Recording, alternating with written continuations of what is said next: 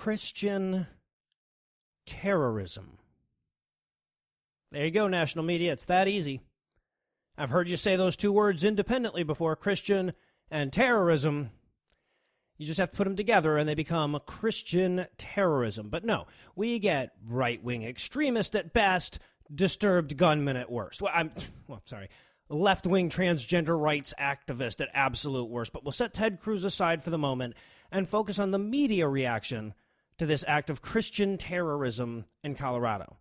Now, look, I'm certainly not the first person to point out this glaring double standard. Social media has been filled this week with questions about why Donald Trump isn't calling for a Christian database, why Jeb Bush isn't favoring non-Christian refugees, why the right-wing zealots that were so quick to pin Paris on the flaws of Islam aren't as eager to blame these deaths on the faults in their own faith. And these are good questions, but not if they're rhetorical.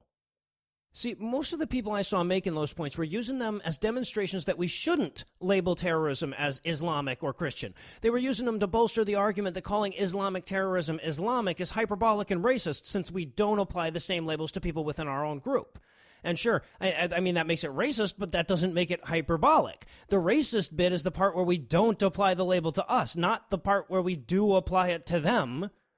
Now, I want to be very clear here because I've also seen a number of people in the secular community kind of overstating the parallel here. There are a number of things that make the attack on the Planned Parenthood in Colorado substantively different than the kind of shit that we saw in Paris, and not just the body count. Most notably, we're talking about one guy. It's one dude inspired by Christian rhetoric and conservative propaganda committing an act of terrorism. And yes, that's Christian terrorism, and it should be labeled as such. But it definitely says something about the relative dangers of the two faiths in the two places that this guy wasn't able to orchestrate an attack with a number of people. I mean, there was no ready anti-abortion terror group that was welcoming him in and training him.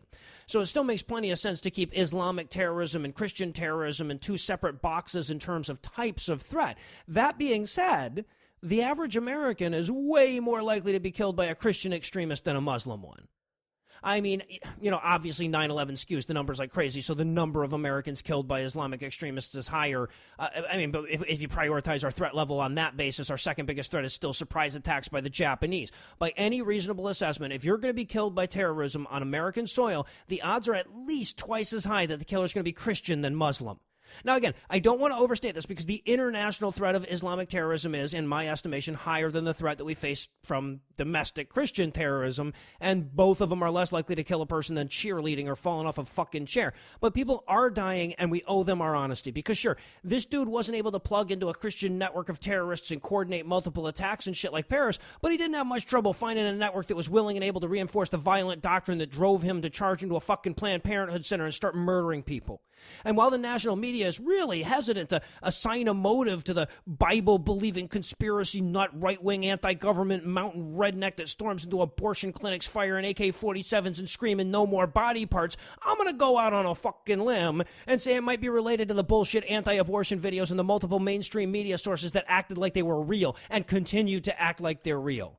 And every preacher that ever equated abortion to murder, every pastor that ever organized a protest at a woman's clinic, every religious pundit that demonized abortion doctors on his top-rated primetime Fox News show, they all have to look in the mirror and say those two words together: Christian terrorist. And that's why it matters. That's why it matters that we use the fucking words, because the Christians are burning the midnight oil trying to keep this buck in a perpetual state of motion, desperately trying to exonerate their faith with increasingly tenuous strands of logic, and we cannot let them get away with that. I see this Christian columnist over here saying, well, opposition to abortion isn't even an agreed upon position in the Christian doctrine, which didn't seem to matter too much when we were litigating this shit in the Supreme Court.